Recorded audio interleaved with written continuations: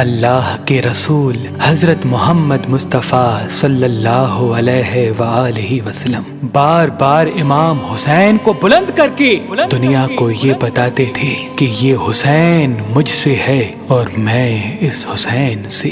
اے لوگو، اگر اس حسین پہ کوئی مشکل وقت آ جائے اور یہ تم سے مدد طلب کرے تو اس کا ساتھ دینا، کیونکہ یہ جنت کے جوانوں کا سردار ہے، میرا خون ہے، میری اولاد ہے۔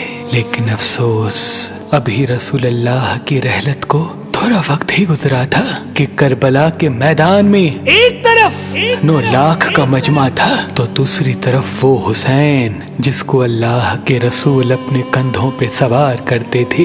امام حسین علیہ السلام اپنے نانا کی امت سے بار بار کہتے رہے کہ کیوں میرا رستہ روکا ہے؟ اے لوگو، پہچانو، میں تمہارے نبی کا نواسا ہوں۔ کیوں 3 دن سے میرے بچوں کو پیاسا رکھا ہے؟ کیوں میرے عزیز و اقارب کو شہید کیا ہے؟ بتاؤ، کیا میں نے رسول اللہ کی شریعت میں ترامیم کی ہے؟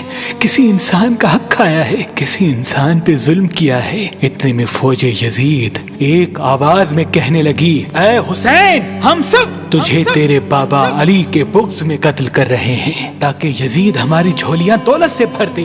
امام حسین نے فرمایا، اے لوگو، آج جس اسلام کا علم تمہارے ہاتھوں میں بلند ہے، یہ علم میرے بابا علی نے بلند کیا۔ مت بھولنا، خیبر و خندق میں اگر علی نہ ہوتے تو اسلام کی فتح ناممکن تھی۔ وہ علی جس نے پوری زندگی اسلام کی تبلیغ کی، حق کو بلند کیا، رسول اللہ کی حفاظت کی، آج اس علی کو یہ اجر دے رہے ہو۔ اے لوگو، بتاؤ، اللہ کے رسول نے بار بار میرے بابا علی کا ہاتھ بلند کر کے فرمایا تھا کہ جہاں حق ہوگا وہاں علی ہوگا، جہاں علی ہوگا وہاں حق ہوگا، اور آج اس علی اور اولاد رسول کو یہ اجر دے رہے ہو۔ اتنے میں یزید کی فوج کے سپہ سالاروں نے دیکھا کہ کہیں فوج میں بغاوت نہ ہو جائے۔ اے شمر، کیا دیکھ رہے ہو؟ حملہ کرو۔ بس لاکھوں کی فوج نے جب رسول اللہ کے نواسے پہ حملہ کیا، امام حسین علیہ السلام نے اللہ کا نام لیا اور ذوالفقار کو نیام سے نکالا۔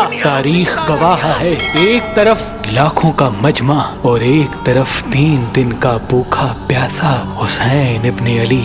زمین پہ اس طرح کی جنگ پہلے کبھی نہیں دیکھی تھی کہ ایک تنہا انسان لاکھوں کے مجمع کو اس طرح سے فنار کر رہا ہے کہ فوجی اشکیا واپس پلٹ کے بھاگنے لگی۔ امام حسین فوج یزید سے مخاطب ہو کے فرماتے ہیں، آؤ، 3 دن کے بھوکے کی جنگ دیکھو، 3 دن کے پیاسے کی جنگ دیکھو، رسول کے اس نواسے کی جنگ دیکھو، اس کی جنگ دیکھو جس کا جوان بھائی مارا گیا، جس کے جوان بیٹے کو نظروں کے سامنے قتل کیا گیا، جس نے اپنے ہی ہاتھوں سے اپنے بچے کی قبر بنائی۔ امام حسین شیر کی طرح فوج یزید سے لڑ رہے ہیں۔ اتنے میں آواز غائب آتی ہے، حسین، تیرا اللہ تجھ سے راضی ہوا۔ بس اس صدا کا سننا تھا، امام حسین علیہ السلام نے اپنی ذوالفقار کو تھام لیا۔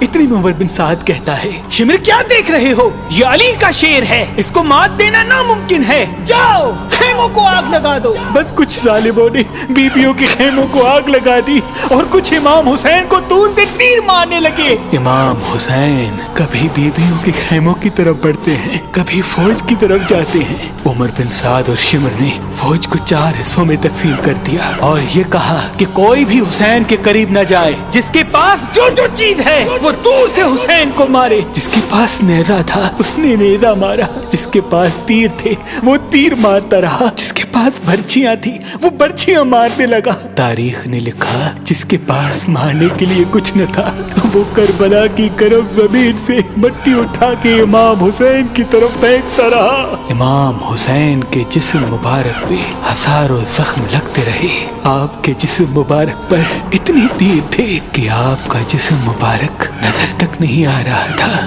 بس جیسے ہی نواسا رسول گھوڑے کی سینگ سے زمین پہ آتے ہیں، فوج یزید جھومنا شروع کر دیتی ہے، لیکن اتنے میں وہ گھوڑا جس پہ آپ سواری کیا کرتے تھے وہ امام حسین کے چاروں طرف گھومنا شروع کر دیتا ہے تاکہ ان تیروں سے میں اپنے آقا حسین کو بچا لوں۔ وہ گھوڑا دوڑ ہی رہا تھا، اتنے میں عمر بن سعد نے کہا اے لوگو رکو، میں نے اپنی آنکھوں سے دیکھا تھا اس گھوڑے پہ اللہ کے رسول سواری کرتے تھے، کہیں تیر اس گھوڑے کو نہ لگے، اور یوں تیروں کو چلانا بند کیا گیا۔ افسوس ہے ان لوگوں کو اس گھوڑے کا تو احترام معلوم تھا جس پہ رسول اللہ سواری کیا کرتے تھے، لیکن اس حسین کا احترام بھول چکے جن کو اپنے کندھوں پہ سوار کر کے امت کو دکھایا کرتے تھے۔ بس امام حسین علیہ السلام زمین کربلا پہ اپنا سر رکھ کے اللہ کا شکر کر رہے ہیں، اور وہاں فوجی یزید کے مختلف سپاہی امام حسین کا سر کاٹنے کے لیے قریب آتے ہیں۔ جو بھی قریب آ کے امام حسین کے سر کو دیکھے تو اسے امام حسین کے چہرے میں رسول اللہ کا چہرہ نظر آئے اور وہ چیخ کے دور چلا جائے۔ اتنے میں شمر کہنے لگا یہ کام مجھ سے ہی ہونا ہے۔ جیسے ہی شمر نے خنجر امام حسین کے گلے پہ رکھا تو وہ دیکھے امام حسین کے لب ہل رہے ہیں۔ اس نے سوچا ہم نے حسین کا پورا خاندان قتل کر دیا، 3 دن تک حسین کے بچوں کو پیاسا رکھا، شاید حسین ہمیں بد دعا دے رہے ہوں گے۔ سننے کے لیے کان قریب کرے تو کیا سنے، امام حسین علیہ السلام اللہ کی دربار میں اللہ کی نعمتوں کا شکر کر رہے ہیں کہ اے اللہ تیرا شکر ہے کہ اس عظیم امتحان کے لیے تو نے اس حسین کو چنا۔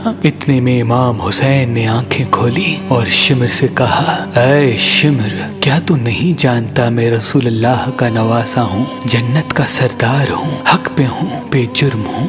شمر نے کہا ہاں مجھے معلوم ہے، پھر آپ نے فرمایا تو کیوں قتل کر رہے ہو؟ شمر نے کہا تاکہ یزید میری جھولی دنیاوی دولت سے بھر دے۔ بس یہ کہتے کہتے شمر امام حسین کا گلا کاٹتا رہا اور فوجی یزید مسلسل جھومتی رہی۔ امام حسین کے سر قلم ہونے کے بعد سادات کو لوٹا گیا۔ امام حسین کے سر مبارک کو نوکے سنا پہ بلند کر دیا۔ بی بی سکینہ کو تماچے مارنے لگے۔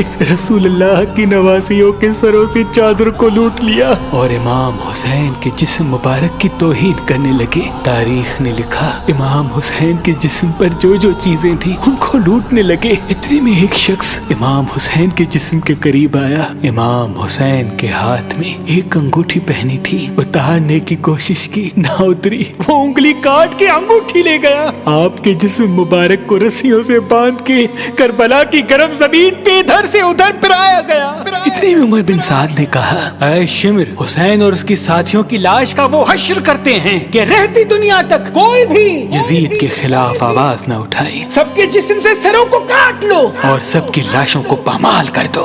زمین کربلا گواہ ہے، کہیں سے کوئی قبیلہ اٹھ کے آتا ہے اور کہتا ہے کہ ہم حر کی لاش کو پامال ہونے نہیں دیں گے، کہیں بی بی ام لیلا کا قبیلہ آ کے کہتا ہے کہ ہم علی اکبر کا لاشا پامال ہونے نہیں دیں گے، کہیں بی بی رباب کے قبائل کے لوگ کہتے ہیں ہم علی اصغر کا لاش پامال ہونے نہیں دیں گے۔ ایک ایک شہید کی لاش پامال ہونے والی جگہ سے ہٹائی گئی۔ تاریخ گواہ ہے صرف رسول اللہ کا اکیلا نواسا کربلا کی گرم زمین پہ پڑا رہا اور مغرب کے گھوڑے مشرق کی طرف، مشرق کے گھوڑے مغرب کی طرف دوڑتے رہے۔ امام حسین کا جسم پامال ہوتا رہا۔ امام جعفر صادق علیہ السلام فرماتے ہیں میرا سلام ہو میرے اس غریب دادا پر جس کی لاش کو اس طرح سے پامال کیا گیا کہ ان کی دائیں پسلیاں بائیں پسلیوں کی طرف چلی گئی اور بائیں پسلیاں دائیں پسلیوں کی طرف چلی گئی، جن کا سینہ اور پشت ایک ساتھ ہو گیا۔ سلام ہو میرے اس بے وطن دادا حسین پر جن کے جسم مبارک کے ٹکڑوں کو زمین کربلا پہ بکھیرا گیا۔ سلام ہو، سلام ہو، سلام ہو۔